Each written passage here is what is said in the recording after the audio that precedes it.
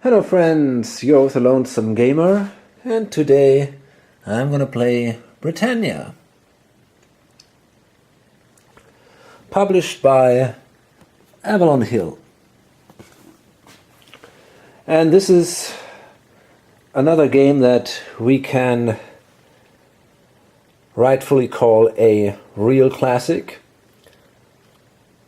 I think many of my viewers have probably played that in their youth, and honestly I didn't, simply because here in Europe it was hard to get, especially in Germany. Maybe in the UK that was different, but here it was really hard to get. So I just played this game I think 2 or 3 times before, and I'm definitely not going to play with very elaborated strategies or something. So sorry for that. I hope you can forgive me here. The game covers the early history of Britain, from the conquest of the Romans to the year, I don't know, 1000 or something like that. Okay, so yeah, let's set up the game. Okay, so the game is set, and we've already played a game of this family here. We've played already Italia, the first scenario of Italia, and that is the first game, the predecessor of a whole series of games. There is also Hispania and Maharaja, but Britannia was the first one here. So basically, this is a 4-player game. It can be played with less, but it is definitely optimized for 4 players. And over the course of the game, each player controls different nations. So right at the beginning, one player controls the Romans, and they are actually sitting down here in the English Channel, preparing their invasion of England. Another player controls the Belgae, these blue guys here, and the Picts, and they are here in Scotland. The third player controls the Welsh, well, obviously in Wales, and the Caledonians here in the north. And then we have the red player controlling the Brigantes in the middle area of Britain. Now, each of these nations has its own goals, and most of them say you want to control specific areas during specific turns. And in these turns you then count your points, and you get points for these areas. So for example, the Romans, they want to capture, up to the end of turn 3, a ton of areas here. So basically they want to move north, and you can see here for Alban, Dalriada and Dunedin, they would get 3 points each. For Pennines and York, they would get 2 points, and then there are a ton of provinces that give them 1 point. So the 3-point provinces are Dunedin, Alban and Dalriada. Let's see where they are. This is Dunedin, this is Alban, and this is Derriada. So basically they want to move here to Scotland and capture these provinces. They make it, that gives them 9 points. In addition, Pennines and York, this is this one here and that one here. They get these, gives them 2 points, and then basically for all of these southern provinces here, but not for the western ones, not for Wales, they get a single point. For Welsh provinces, for most of them, they get only half a point. So therefore, it's probably not really worth it getting in there. Okay, so the Belgae, they want to destroy Roman armies. That gives them points. And they also want to destroy Roman forts. And then, in turn 4, they're going to count points, and each English area south of York or Cheshire gives them a single point. So basically, if there's York, Cheshire, if they control any areas by the end of turn 4, they get a point for that. And then they only can gain some more points by the very end of the game, which is not too realistic that they survive that long. The Picts, they also want to destroy Roman armies and Roman forts.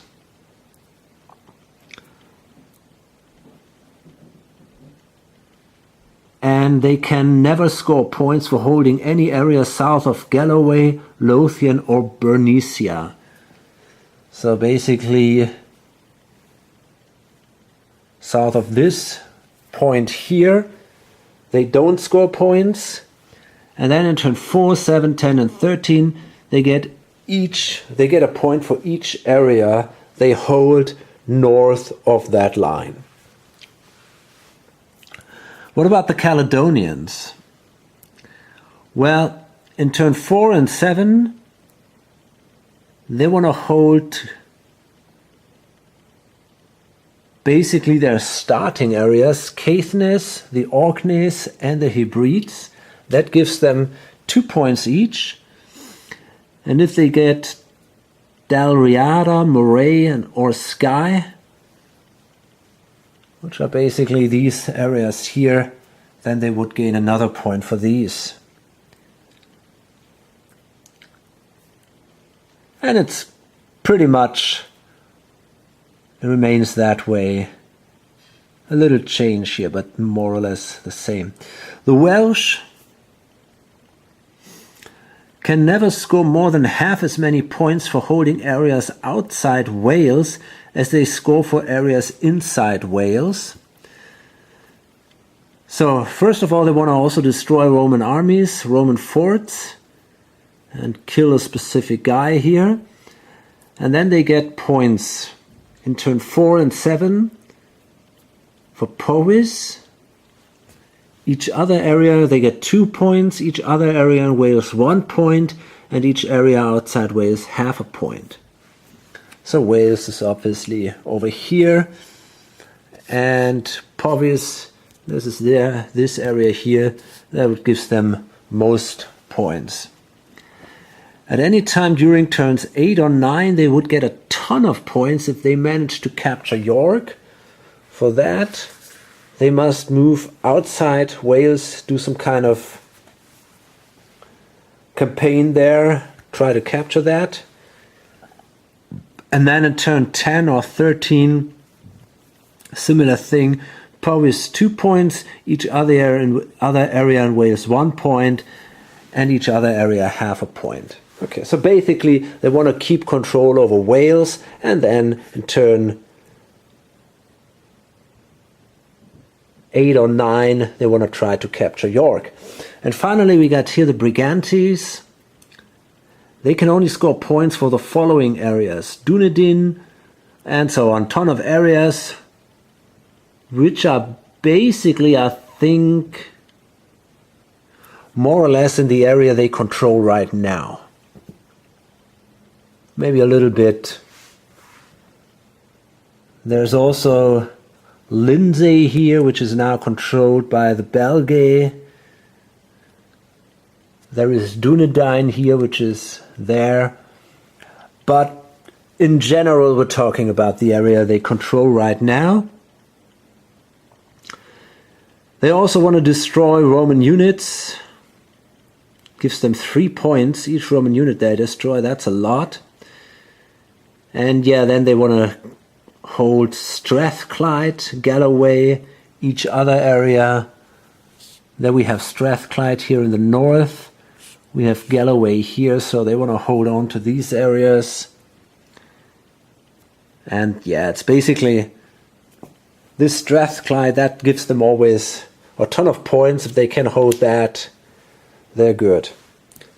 Okay, so these are the goals of the units we have here on the board, of the nations we have here on the board.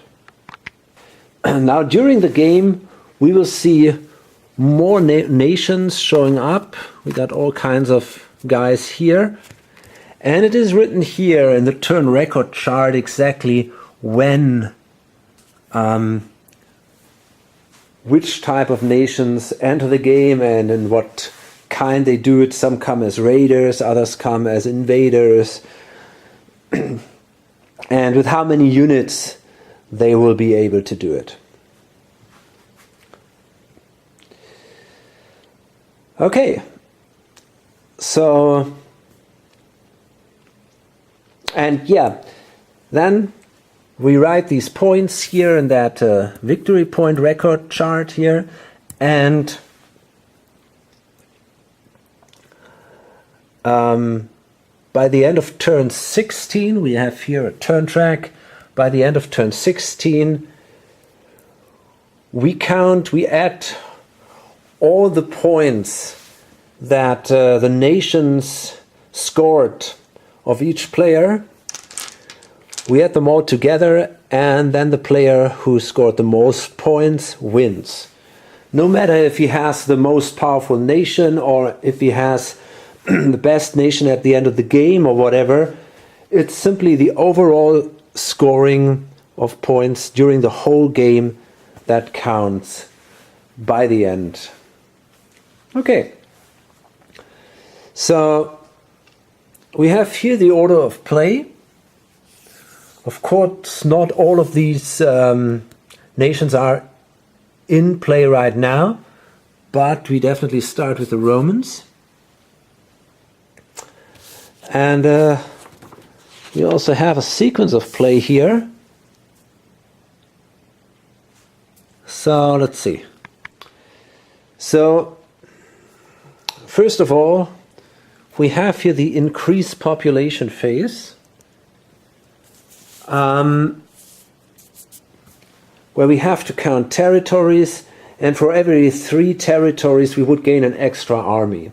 But that doesn't apply for the Romans. They get reinforcements during specific turns. So that's a special rule for these guys. And the invasion phase, that means the controlling player places the nation's invading pieces. We've already done that. And now we come to the movement phase. Okay. So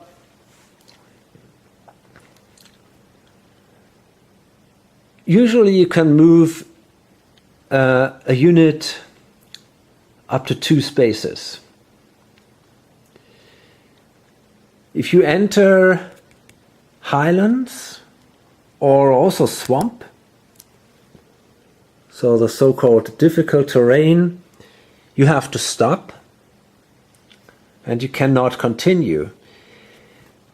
If you enter a space with an enemy unit, and by the way, an enemy unit is also a unit of the same color if it's from another nation, then you also have to stop, except if you have double the numbers the number of own units in that space. Then you can kind of overrun that enemy units and continue moving. The Romans can move an additional space. That is another exception because their units are so well organized. And basically, if you do this kind of invasion that we have here, if they land on a space, that is basically the first movement step, and then they can continue north. So, and by the way, because this is this is a major invasion, says here Romans major invasion, that means that we are allowed to do a movement step, a battle step, and then right afterward another movement step and another battle step. So basically we have more or less 2 turns. Okay, so now let's see. We could enter every space here, which is adjacent to the English Channel. You can see here these small black lines here and there. We don't have to land in the same area with all our pieces, and I definitely don't want to do it. So I think with these guys I move in here, and then I think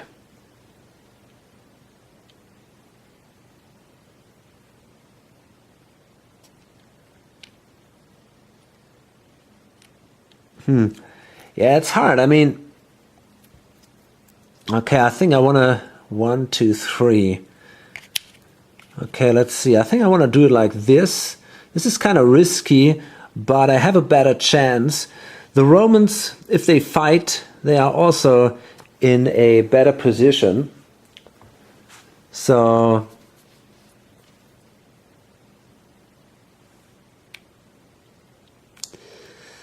let's see. Okay, I'm going to move in here. I'm going to move in here.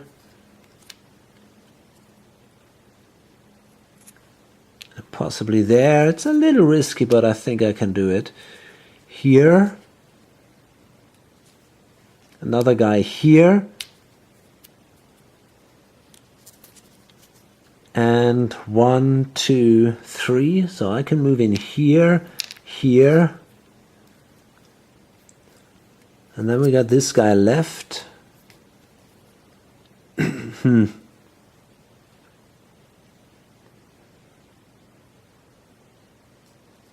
Let's see.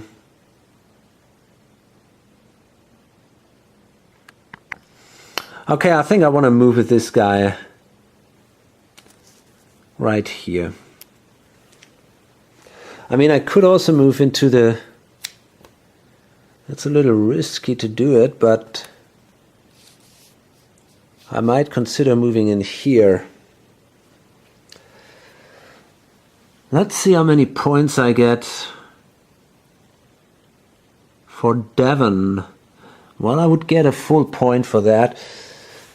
It's a little problematic because I got a terrain disadvantage there. But I think I'm going to try it anyway. I'm going to move in there. Maybe I can do it. It's a little bit risky. Okay, so now by the end of the movement phase, we have to check the stacking limit. Usually the stacking limit is... let me see. Here. Okay. A maximum of 3 armies of a single nation in a non-highland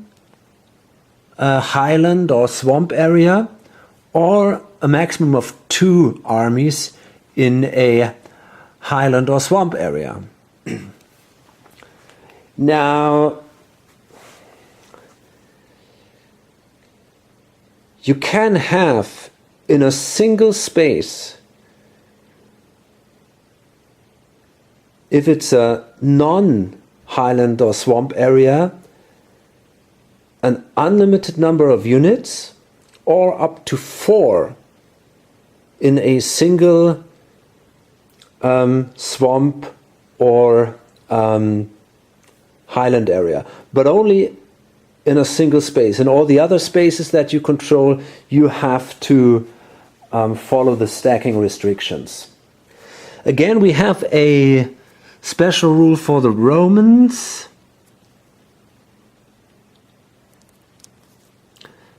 They may have any number of armies in an area, except that no more than 4 Roman armies may be in a highland area. Okay.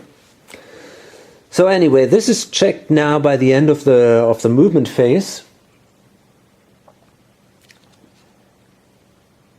And now we simply can, we're good here, there is no doubt. So now we can do the battle. Okay, battle is simple. Each player rolls 1 die for each unit he has in the area. Usually a unit hits on a 5 or 6, and that would destroy 1 enemy unit.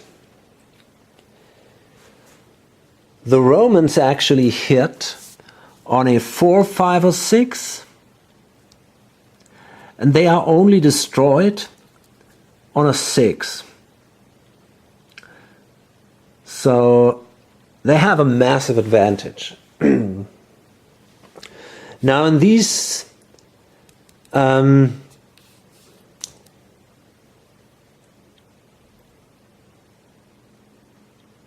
the difficult terrain, in the highlands or the swamps,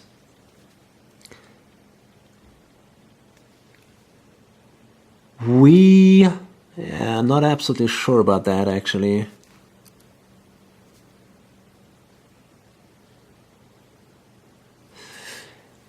Well, here it says any defending army in a highland area is eliminated only on a roll of 6. So I guess even it says here also a normal enemy army on a roll of 4, 5 or 6. So I guess even if the Romans attack, they can only kill enemy units in a highland area on a 6. And it is not simply that we got to add 1 or something like that. Yeah. Okay, so I suggest we start the battle down here in Devon. There the odds are the same. Let's say the attacker is the black die. So whoever rolls a 6 wins the battle there. Well, nobody does. Now the defender has the opportunity to retreat. And I think they don't want to do it, actually.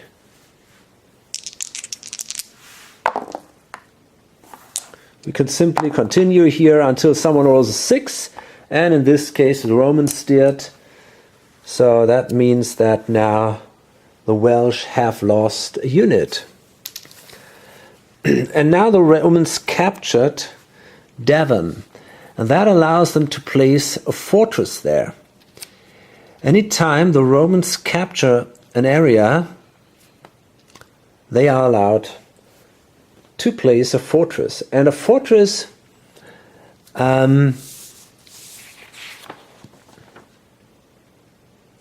is basically a stationary unit. But if I'm not mistaken, it can be destroyed on a 5 or 6. So now, let's see here. We got 2 Roman attackers against the Belgae here in Wessex. And wow, they actually managed to kill a guy. Now let's see, does that give him points? During any game turn, Each Roman army destroyed.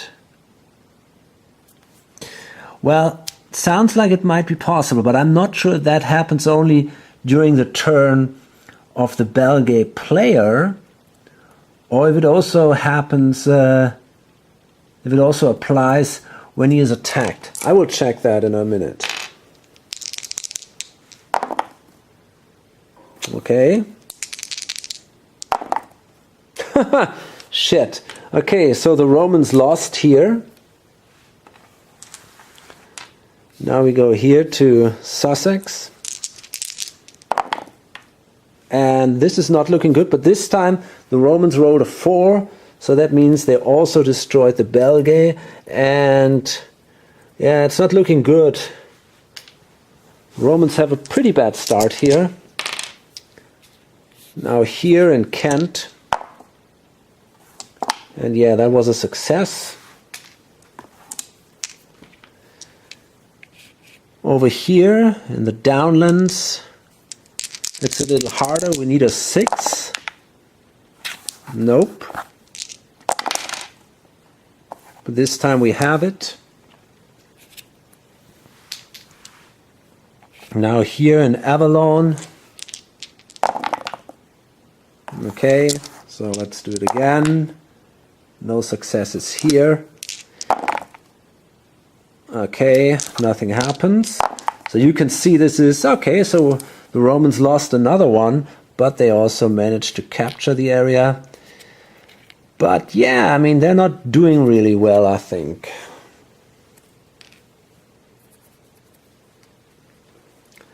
And that was... The Welsh managed to destroy one, and I really have to check when exactly, if they can get the points here or not.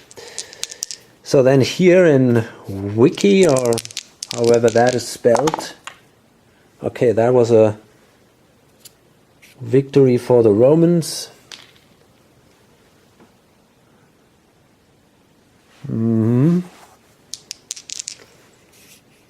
South Mercia, another victory for the Romans.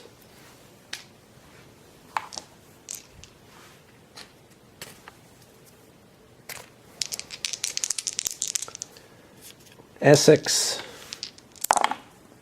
yep, definitely good enough here.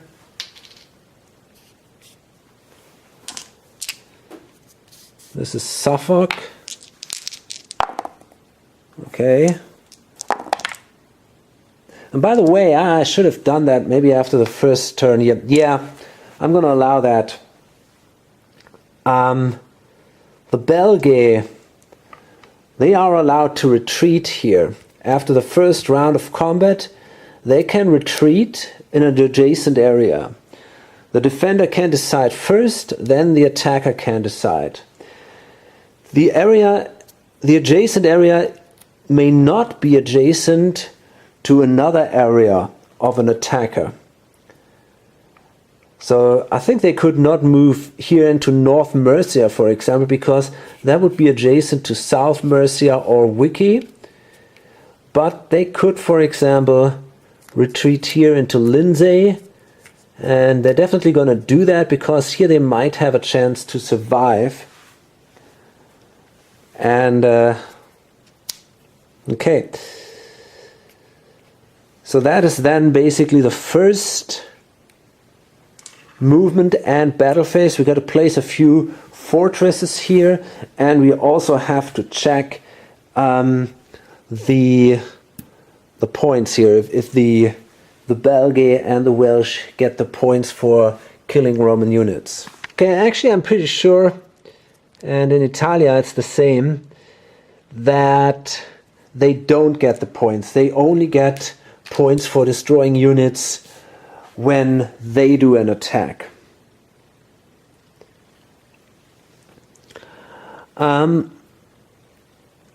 Another mistake I realized, you can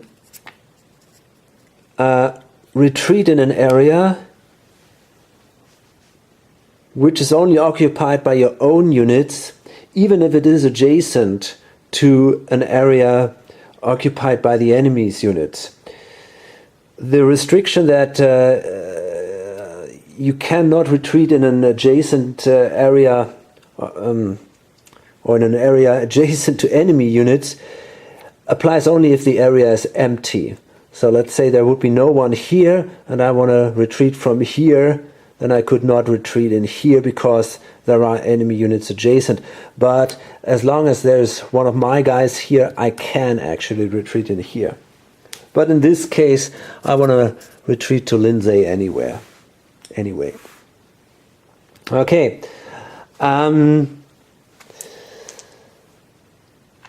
So that was the first move and battle phase of the Romans, and because that is now a major invasion, they can do a second movement and battle phase right away.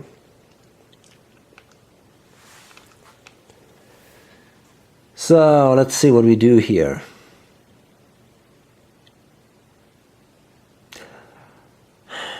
Yeah, I guess I want to move with this guy here. 1, 2, 3. 3.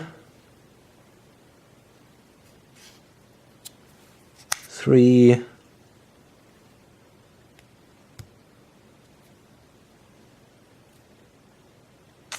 Question is, do we want to take Lindsay or not? It's not that easy to take, and maybe I want to try to hold on to my 1, 2, 3. I guess I'm going to move in here.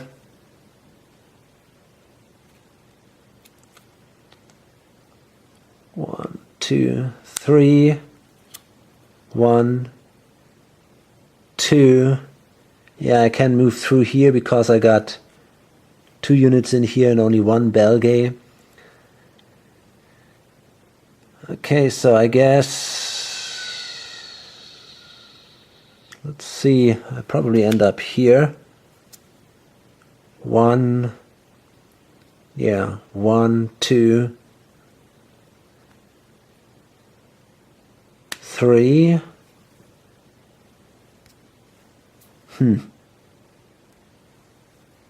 I can move with this guy actually here.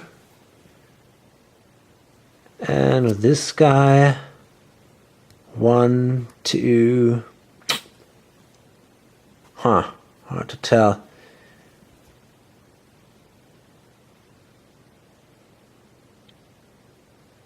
Okay, I think I want to move here.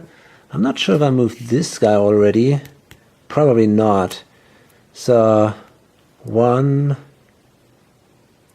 I could risk an attack here, but I don't know if I want to do that. It's a little tricky. 1, 2. I think I'm going to move in here then instead. Okay.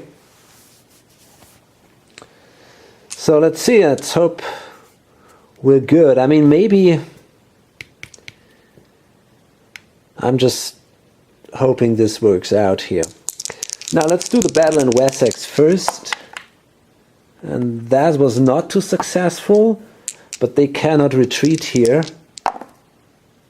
Again, no success for no one, but now the Romans rolled a 6, so that means that the Belgae are gone here. Now we do here North Mercia. Okay, no problems here for the Romans. By the way, you can only retreat after the first round of combat. Here again, Norfolk. Okay, no success here. By the way, they could have retreated here, and the problem is, still they might consider it. Yeah, why not? They're going to retreat. And, okay. So then we have here march against the Brigantes. Oh, shit. So here the Romans lost.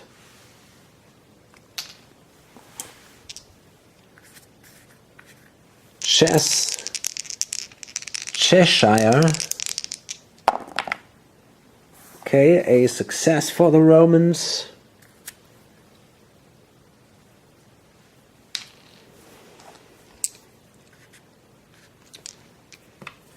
Here it should be easy with 3-1 in York. Oh shit. Actually not that easy. We've lost one. But now we made it. We got a 4 here. Oh, by the way, maybe we should have given him, I think we should have given him the opportunity to retreat here. I'm going to allow him that. He definitely wants to do that. I mean, there is no doubt here. And here we have also 2-1 advantage. And that was good enough. We got a 4 here. So this guy is killed. And that is pretty much it now. So we can place more fortresses. We didn't manage to capture Marsh. But apart from that, we were successful. Still not sure if I'm so happy with the outcome of this first round, especially during the beginning of the invasion. During this first period, we've lost quite a few battles there and quite a few units. The second movement phase now was definitely better. Okay, now it's the end of the Romans' turn. And we can now count the victory points here that we scored at any time up to the end of turn 3. But we will get these only once. So we didn't manage to capture any of these. What about York? I think, we captured York, so that gives us 2 points. And then I'm going to go now through all these 1-point areas here, and pretty much everything here gives us 1 point, including Devon. So, but I'm going to check it and then we'll see how many points we have. Okay, so the Romans ended with 16 points here. And now we come to the next guys. We have here the Romano-British. They are not in the game yet. The Belgae. Okay, these poor guys are now very, very limited. And we start now with the increased population phase. So we control a single area, which means that, wait a minute. For each, the value of areas occupied by the nation's armies. Okay.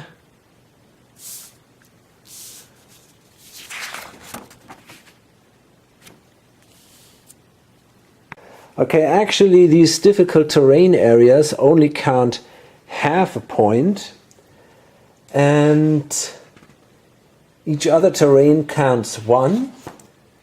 And for 3 points, we would get 1 new unit. So right now, we only control 1 swamp. That means we get half a point. We can place that here, and these points carry over to the next turn. So in, I don't know, 5 more turns or so, we would gain 1 additional unit. But we can, we can at least fight, right? So, let's see.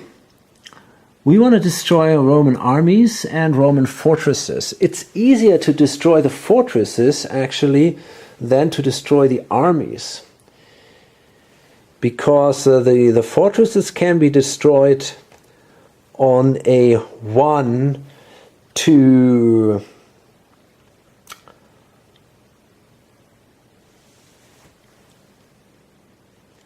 on a 5 or 6. So the fortresses basically count as normal soldiers. They don't have this additional bonus. The point is,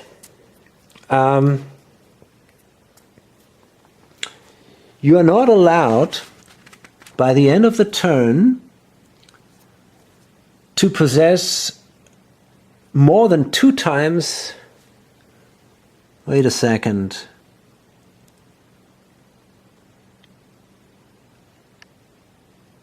Yeah, exactly. You're not allowed to possess more than 2 times the number of armies compared to your land areas. So that means by the end of the turn I can only have 2 armies. And any additional army is removed anyway. So I simply could try to fight, for example, these guys here in Suffolk. And I think I want to keep 2 units in here because I don't want to risk to get attacked here by the ones from Norfolk, and maybe then if there's only one single unit here to get killed just by a single lucky roll. So I want to remain here with 2 units and try to attack the fortress here in Suffolk. And well, hey, we were both killed, but in the end that's not so bad. The fortress is destroyed and it cannot be built again. That's why we flip it. If the Romans recapture this area, they cannot rebuild the fortress. And yeah, we destroy the fortress, and that gives me 2 victory points. That's all that I'm gonna do during my turn here. And yeah, okay. Okay, now it's the Welsh, and they can also now try to attack Roman fortresses.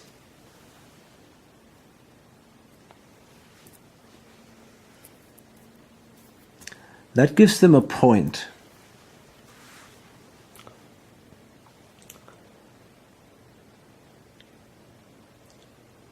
But before they do that, they can actually increase the population. So they got 1, 2, 3, 4. So they get 1 additional army. And they can save 1 point here. Okay, let's see where we want to place these guys.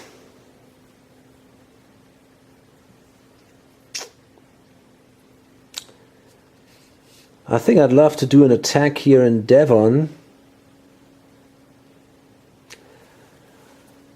But I'm not sure, to be honest. Maybe I want to first build up a few forces.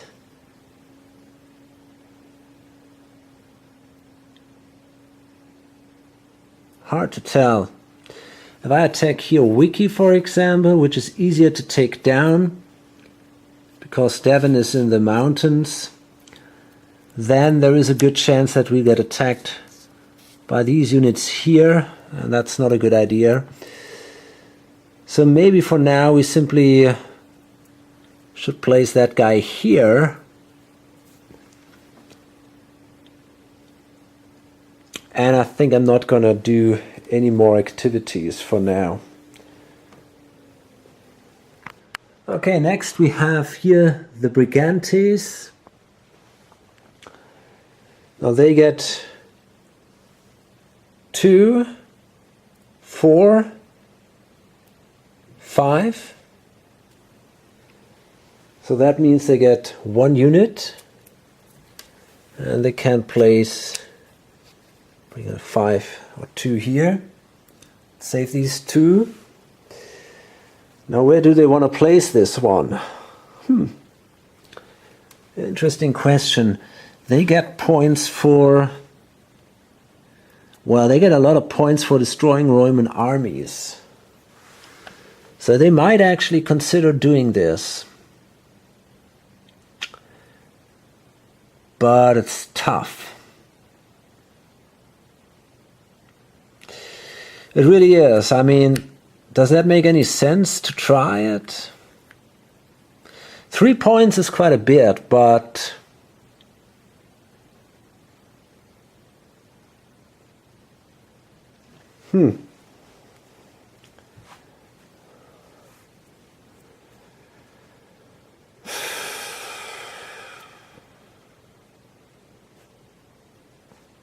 Hard to tell. It really is. You know, I think I actually want to try it. I mean, there is a risk involved. I think I'm going to place this guy here. And by the way, you can place, if you want to place a unit, to simply place them with in an area where there is already another unit of yours. You can only place one unit in each area, except that you don't have enough areas to do that, and then you can place more than a single unit in an area. So I think I want to leave this area, move in here, do an attack with these 3 guys against these 2 units. If I'm lucky, I can get 4 points out of this action, but well, we'll find out. Well, actually, I think I'm not going to place the guy in March, but I'm going to place it in Cumbria, because that means that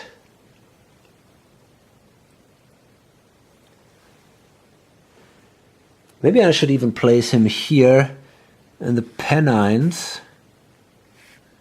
Yeah, because that means if I move from March, here I have to retreat to March. Each unit has to retreat from where it started. So in this case, I'm going to move in here. I'm going to move this guy here. And now let's see. So first, we're going to attack, let me see.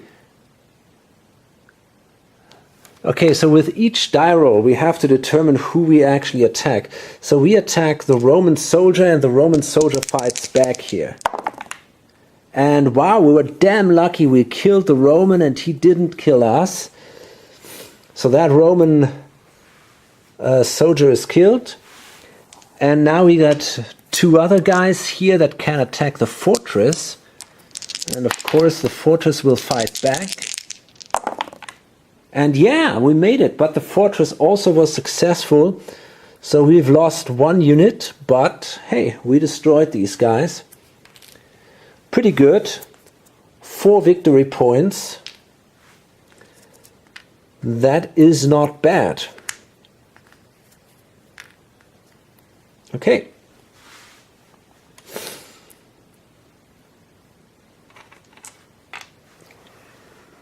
Actually, I have to place the fortress like this.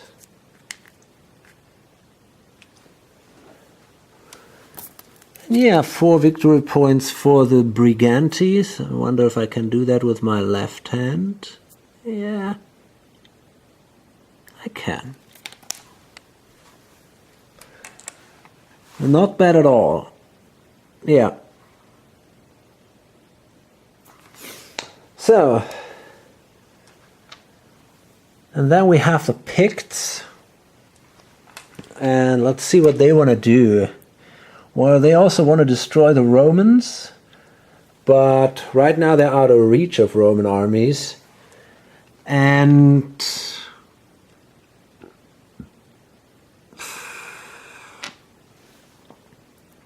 they're basically interested in capturing more areas here in the north.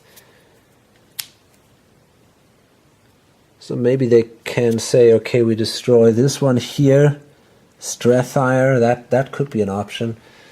Maybe that makes sense. But first we would get new units.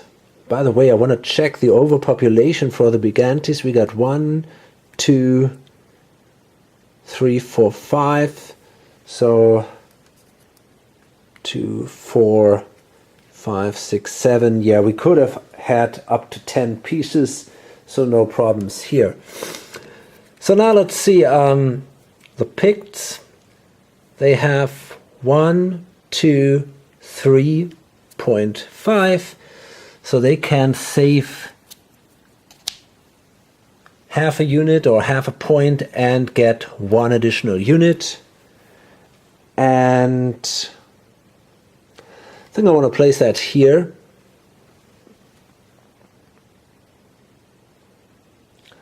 and then make maybe a simple attack here. The problem is that the Romans,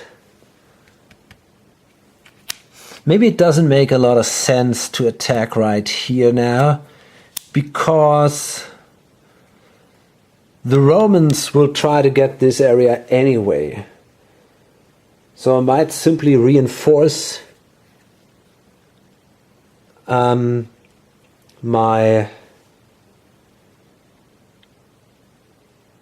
situation, my situation here, and I might actually move in here,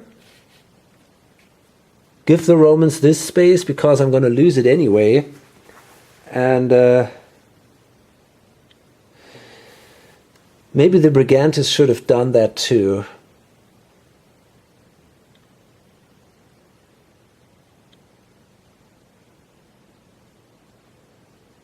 Ah, well, it's too late now for that. But I guess that might be an advantage for the Picts here. Okay, and well, apart from that,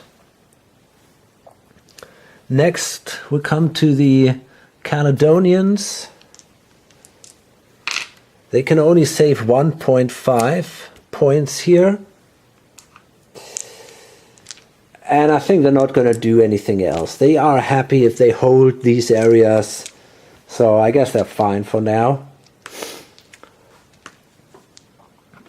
Who else? These guys are all not in the game yet. So I think we're done here. And let's see if I missed anything here. Nope. Nope. Welsh. Yeah, okay. Exactly. So that means the Roman of 16 points, the Brigantes 4, and the Belgae 2 points.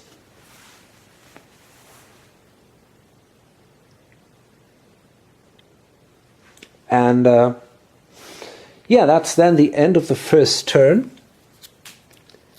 And in the future turns, we're not going to go through every die roll and through every battle. I just wanted to show you basically how this works.